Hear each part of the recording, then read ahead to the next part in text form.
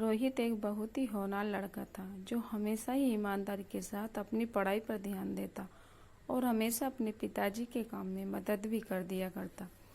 ऐसा तो वह बस सिर्फ 12वीं कक्षा का छात्र था, लेकिन फिर भी उसमें गजब का आत्मविश्वास था कि वह अकेले ही अपने पिता का काम संभाल लेता था और साथ में पढ़ाई पर भी ध्यान देता था।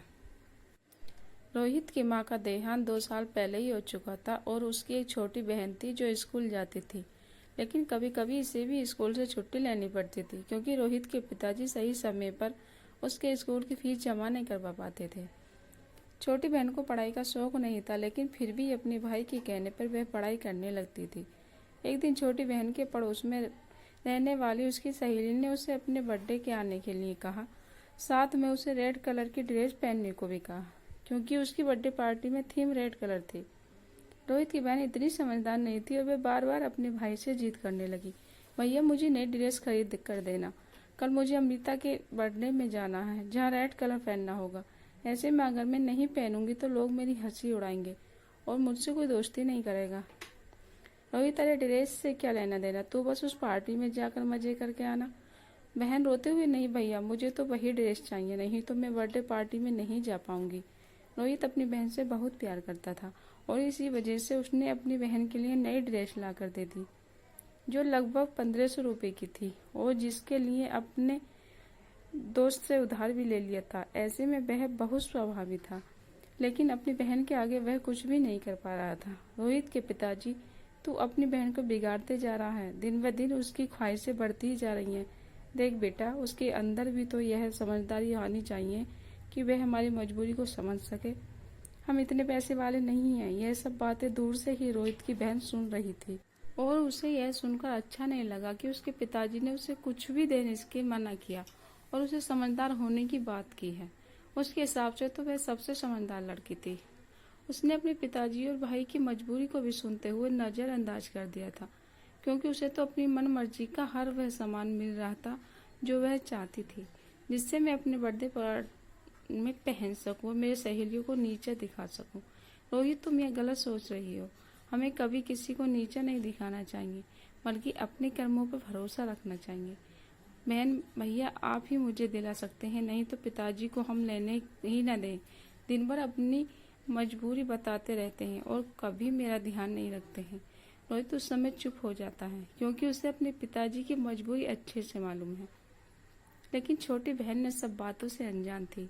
तभी रोहित को ख्याल आता है कि उस प्रदर्शनी में जाने के लिए महंगे पास की जरूरत पड़ती है जो उसके पास नहीं है। ऐसे में वह दौड़कर अपने गुल्लक को टटोलने लगता है और एक एक करके पैसे जोड़ने लगता है ताकि वह अपनी बहन के लिए उस प्रदर्शनी के पास उपलब्ध करा सके। यह सब देखकर रोहित की बहन का कलेजा फट जाता है और उसे जोर से रोना आ जाता है। उसे रोता हुआ देख रोहित दौड़कर बहन के पास जाता है।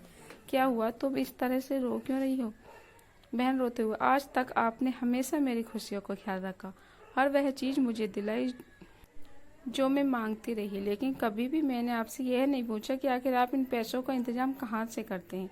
लेकिन आपको एक एक रुपया जोड़ते देखकर मुझे बहुत दुख हुआ कि आप मेरी खुशी के लिए इतना कुछ कर सकते हैं, लेकिन मैं हमेशा स्वार्थी बनी रही। रोहित, अरे इतना सोचने की जरूरत नहीं है, आखिर मैं तेरा बड़ा भाई हूँ, मैं नहीं करूँगा तो कौन करेगा।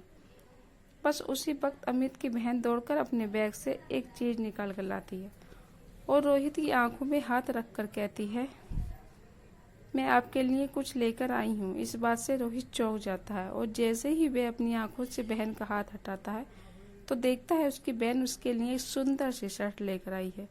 रोहित आश्चर्य से, यह तो बड़ी महंगी लगती है, पर तुम कहाँ से लाई?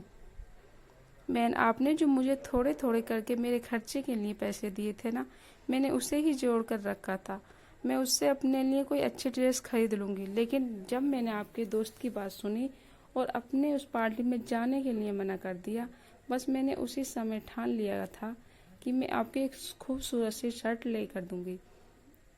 उम्मीद करती हूँ आपको ये शर्ट पसंद आएगी। अमित खुश होते हुए, अरे यह तो बहुत ही अच्छी है, मैं तो सोच भी नहीं सकता कि मेरे लिए कोई इतना भी कर सकता है। बहन भावुक होते हुए, यह तो मेरी तरफ से एक छोटा सा तोहफा है, लेकिन आज तक आपने जो मुझे प्यार और सम्मान दिया है उसकी तो कोई भी तुलना नहीं की जा सकती। अब मैं हमेशा आपका और पिताजी का हाथ बटाऊंगी और कभी भी फिजूल खर्च नहीं करूंगी। वह बात सही है, जितनी चादर होती है हमें पैर भी उतने ही फैलाने चाहिए। बहन की समझदारी वाली बातों को सुनकर रोहित की आंखों भी आंसू आ जाते हैं और तभी पिताजी वहां खड़े होकर उन दोनों को देखने लगते हैं। अब पिताजी की आंखों में भी रोहित के साथ साथ बहन के लिए गर्व के भाव आ जाते हैं और वो दोनों बच्चों को गले लगा लेते हैं। कभी भी लाइफ में किसी के लिए कुछ बड़ा प्लान करने के बजाय किसी के लिए एक छोटा सा प्रयास भी बहुत मायने रखता है। किसी के लिए एक बड़ा महंगा उपहार खरीदने के बजाय किसी के साथ 2 पल बैठकर उससे बात कर लेना भी एक बहुत बढ़िया उपहार होता है। लाइफ में कभी कभी ऐसा भी होता है कि किसी को हमारा महंगा लाखों के गिफ्ट में कोई रुचि नहीं होती है, उनके साथ एक शाम गुजार ले वो भी बहुत होता है।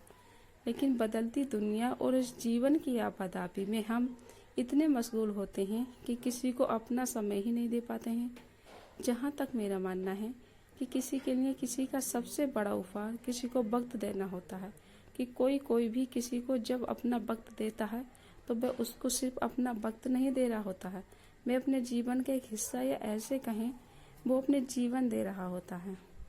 जीवन में सबसे जरूरी 4 लोगों के साथ अपना समय बिताना और उनके सुख दुख में शामिल होना, यही तो जीवन है। इससे इतर और कहीं जीवन थोड़े है। बस काफी लोग इसी खूबसूरती और अनमोल रिश्ते को सहज नहीं पाते हैं। ये हमारे लिए किसी कीमती रिश्ते, किसी महंगे गिफ्ट से कम नहीं होते।